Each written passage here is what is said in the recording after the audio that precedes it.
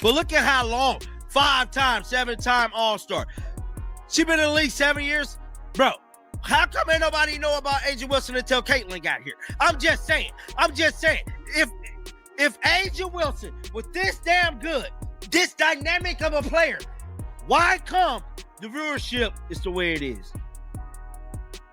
Now, why come we didn't know about A'ja Wilson 7 years ago, 6 years ago? A'ja Wilson is officially losing it. A stunning new report out of the Saudi League just declared that Caitlin Clark is worth 10 times more than any player in the entire WNBA, and it sent shockwaves through the basketball universe. Overseas sponsors are calling Clark a billion-dollar engine for women's hoops, while the league's own MVP is sitting there wondering how she suddenly became a side note. Clark's value isn't just surprising, it's humiliating for everyone who thought the WNBA was the top of the mountain. There's been numbers that have kind of been thrown around on what kind of contracts they could offer some of these players, and $50 million was one of the numbers that they could reportedly throw at a player like Caitlin Clark. So how did a sophomore from Iowa turn into an international money machine? And why did it make A'ja completely snap? The Saudi report didn't just list salaries, it measured power. And when those numbers dropped, they exposed a brutal truth the league's been hiding for months. Caitlin Clark isn't just the most valuable player, she is the brand. A'ja might own the paint, but Clark owns the planet. Her name alone moves millions. Jersey sales, ticket prices, sponsorship deals. If her name's attached, it prints money. People comparing A'ja Wilson to Bill Russell, and bro, if the Indiana Fever had Caitlin Clark, hell, not even Caitlin, had Kelsey Mitchell not got hurt, I believe the Indiana Fever would have beaten the Las Vegas Aces. Tell the whole story. Like, don't get up here trying to sit up here like this is a dynasty of a damn team and all this and that because they went on their little winning streak. I don't want to hear none of that shit.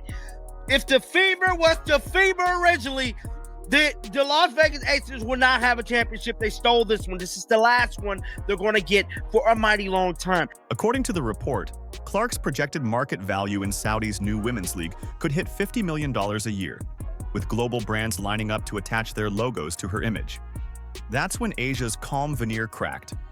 Because this isn't some random player we're talking about. A'ja Wilson is the reigning MVP, a 3-time champion, the face of Las Vegas dominance. She's earned her stripes, worked her tail off for respect. So maybe instead of being jealous of Caitlin Clark, A'ja Wilson should be asking a different question. Will the WNBA survive without Caitlin Clark? Let us know down in the comments below.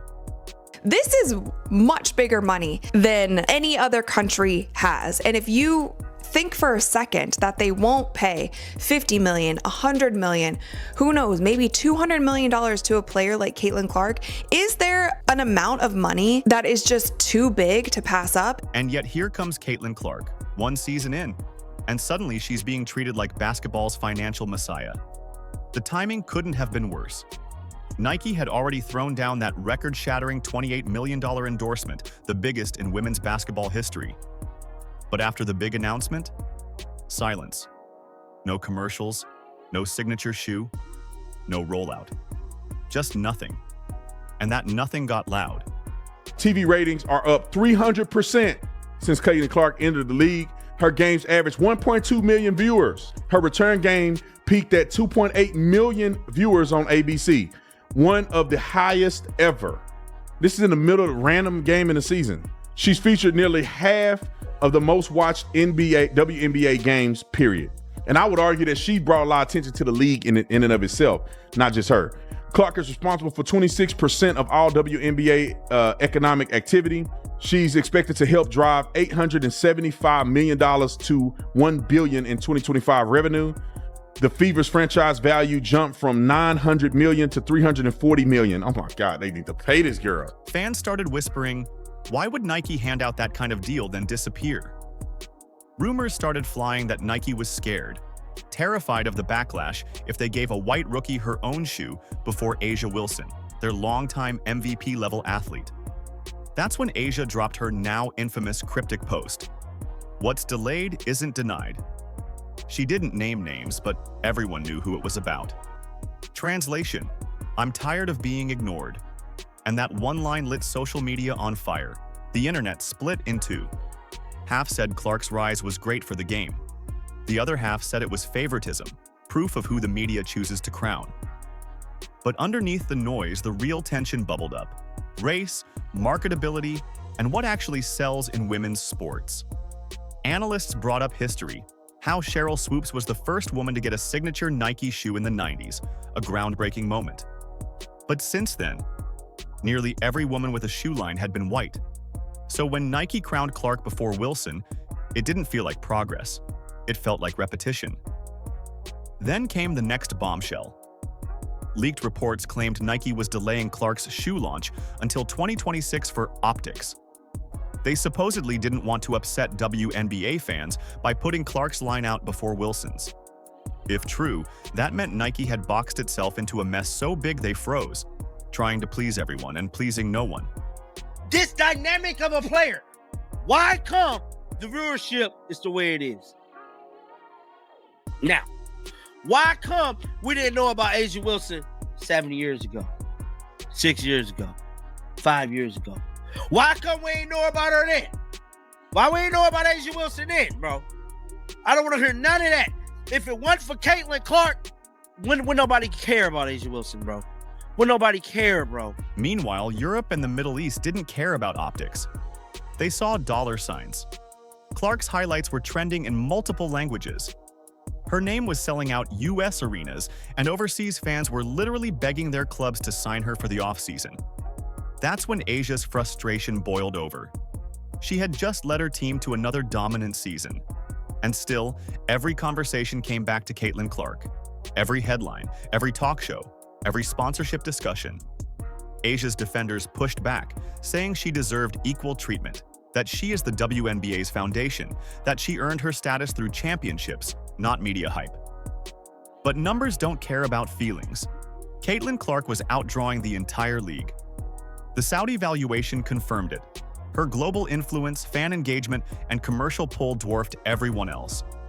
This wasn't just about two stars. It became a bigger question. What defines value in sports? Dominance or demand? And while A'ja Wilson saw a newcomer skipping the line, the rest of the world saw something else entirely. The first true global superstar of women's basketball.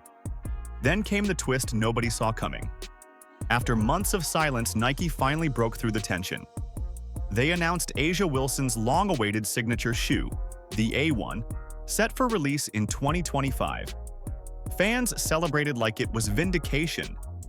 Finally, justice. But then the truth leaked. A'ja had known about it for 2 years. She'd been under a non-disclosure agreement the whole time. So while fans fought her battles online, accusing Nike of disrespect and favoritism, A'ja already had her own deal secured. That revelation flipped the story upside down. It meant the supposed rivalry, the anger, the outrage, had all been fueled by rumor and bad timing. Nike hadn't snubbed her. They were just slow-rolling the campaign. But by that point, it didn't matter. The public had already chosen their icon. The momentum belonged entirely to Caitlin Clark. While Nike quietly managed internal politics, Clark was rewriting basketball history in real time. She wasn't just selling jerseys, she was selling out NBA arenas. Her games turned into events. Networks fought for broadcasting rights. Overseas leagues started circling like sharks, including that same Saudi league prepared to drop life-changing money just to get her on their court. So when A'ja Wilson's shoe finally hit stores, it didn't land like a triumph. It landed like a footnote. Because no matter how big her brand got, the narrative was already sealed. Caitlin Clark isn't chasing anyone. The world is chasing her. And that's what really stings. Because for A'ja, this was never just about the paycheck. It was about validation. Years of work, 3 championships, multiple MVPs, and still, all anyone talks about is Clark, the one who didn't wait her turn, the one who broke the system and rewrote the rulebook. Look like the WNBA has become the laughingstock of all sports, man, because the ticket prices are horrendous. This is a championship game, dog. The Las Vegas Aces versus the Phoenix Mercury. And I'm telling you right now, this is probably going to be one of the lowest rated WNBA finals in a mighty long time. The WNBA finals imploded. Tickets are practically being handed out like coupons, and fans are leaving arenas shaking their heads. What happened to the league that spent all summer bragging about its record-breaking growth? How did it go from sold-out crowds to $6 championship seats and echoing bleachers? And why is Asia pointing fingers at the one person who isn't even there? Oh, what a tangled web we weave when we choose to deceive. When are numbers not what the numbers are when you see them? Oh, sure feels like there might be some funny business going on. Is there a little nasty work going on behind the scenes? A little abracadabra bewitched action? Stephanie White knows this one. Yeah, she's conjuring up ratings for the Aces and the Mercury. Here's the uncomfortable truth. This isn't about one frustrated player. It's about a league that's been lying to itself since May. For months, the WNBA built its entire marketing machine around the illusion of unstoppable momentum, new fans, new sponsors, new energy. But the second Caitlin Clark was eliminated, the magic evaporated. The historic finals have turned into a ghost town. The Las Vegas Aces Arena, which once looked like the hottest ticket in women's sports, can't even fill half its seats for a championship game. 2 nights in a row, the stands looked emptier than a mid-season scrimmage. Ticket prices, $25. Some even dropped below $6. You could spend more on a parking pass or a Caitlin Clark t-shirt than an actual final seat. Now, we know the controversy that led up to this game is pretty much attached to Caitlin's name. That is the Las Vegas Aces actually knocking off Caitlin Clark and the Indiana Fever. Well, Caitlin did not play, but we know the referees kind of had a hand in that, we should say, with kind of making sure the Las Vegas Aces was pushed to making it to the final. It's surreal. The same league that bragged about record attendance now looks like it's hosting a clearance event. And Wilson's reaction? Pure frustration. Instead of asking what went wrong, she's blaming Clark and her fans for killing the energy. But that's the twisted part. Those fans are the ones who built the hype in the first place. When Caitlin Clark stepped onto a WNBA court, everything changed. Ticket sales exploded overnight. Opposing teams who couldn't fill half a gym suddenly had sellouts. Merchandise sold out, and every broadcaster in the country wanted a piece of the action. Clark didn't just play basketball, she turned the league into a cultural phenomenon. But rather than celebrate her, too many inside the league treated her like an intruder. Jealous fouls, petty social media posts, snide interviews. And while players simmered with resentment, Commissioner Kathy Engelbert sat quietly in the corner, pretending not to notice. It is officially Game 3 of the WNBA Finals, and news has broke that you can get into the game for tickets as low as $10. Yeah, no. Your speakers on your laptop or your phone are working perfectly fine. You heard me loud and clear. You can get into Game 3 of the WNBA Finals for $10. This is craziness. It costs more than an In-N-Out cheeseburger with an animal fry and a small lemonade. This is wild. The WNBA is being accused of posting fake ratings for Game 1. This is madness, y'all. Now the bill has come due. Without Clark, there's no buzz, no spark. The finals feel like a wake. The camera pans the crowd, and you can literally count empty rows behind the analysts. The broadcast team keeps raising their voices just to fill the silence. It doesn't feel like a championship. It feels like a scrimmage being streamed on public access. For a league that's been shouting growth all year, that's a brutal reality check. Look at the receipts. When Clark's Indiana Fever faced the Aces earlier this season, courtside seats were going for thousands. Those same seats during the finals? Barely 500. and even those aren't selling. Social media's roasting the league with screenshots of ticket maps drowned in blue dots. One viral comment read, "You can buy finals seats for the price of a Big Mac combo." Another said, "The silence in this arena is louder than the ref's whistle." It's funny, but it's also tragic, because deep down, everyone knows what's missing. This was posted here on Legion Hoops. You can watch Game 3 of the WNBA Finals for just $10 tonight. That's cheaper than ESPN's subscription to stream the game at home. You could spend more. You spend more money streaming the game at home than you do going and actually seeing it in person. This is wild. The WNBA's growth wasn't organic. It was the Caitlin Clark effect. She was the reason casual fans tuned in, the reason sponsors cared, the reason the league trended on ESPN instead of getting buried beneath Little League highlights. She gave women's basketball something priceless: mainstream relevance. Instead of protecting that, the league treated her like a problem to contain. That's why these finals feel lifeless. The WNBA alienated the audience that made it relevant. You can't spend months mocking Clark supporters and then expect them to buy finals tickets when she's not even there. Fans have long memories. They saw the hard fouls, the jealousy, the eye rolls. They saw the refs swallow whistles, the veterans taunt her after games, and the commissioner stay silent through it all.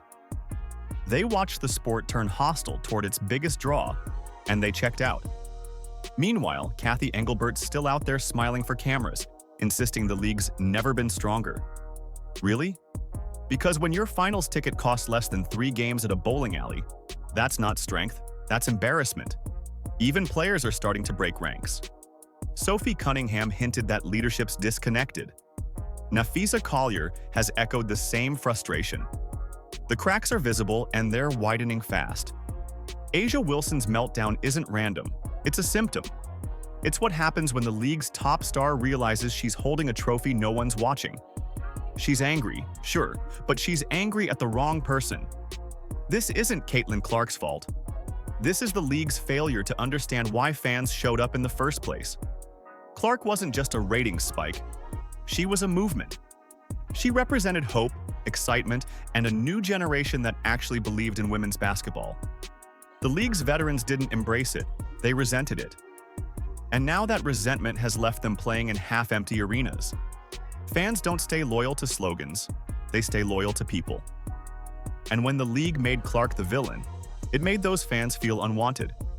You can't insult their favorite player for 6 months and then beg them to buy finals merch. They've moved on, and the WNBA has no one to blame but itself. Now the league's biggest name, A'ja Wilson, is standing in front of microphones trying to explain empty seats instead of celebrating wins. She's the reigning MVP, a 3-time champion, and somehow she's still losing the narrative. Because the truth is simple: authenticity sells. And right now, Clark's authenticity is the only thing the league had left. The WNBA built its entire year on Caitlin Clark's back, then pushed her aside the moment she made everyone uncomfortable. They let jealousy drive the conversation, let bias dictate headlines, and now they're shocked that the energy's gone. You can't cash in on someone's popularity and then pretend she doesn't exist. You can't demand bigger TV contracts when your championship looks like a matinee. What's happening isn't just a bad look, it's a warning shot. The fans came for Caitlin Clark, not corporate PR. They came for fire, not politics. They came for competition, not complaints. And until the WNBA learns that lesson, this new era they brag about is going to collapse under its own ego. The finals were supposed to prove that women's basketball had arrived. Instead, they proved how fragile the illusion really was. The excitement, the buzz, the sold-out arenas, all of it revolved around one player. And now that she's gone, the league looks lost. So maybe instead of blaming Caitlin Clark, A'ja Wilson should be asking a different question. Will the WNBA survive without Caitlin Clark? Let us know down in the comments below. Like, subscribe, and turn on all notifications so you never miss out. Click the video on the screen, and we will see you in the next one.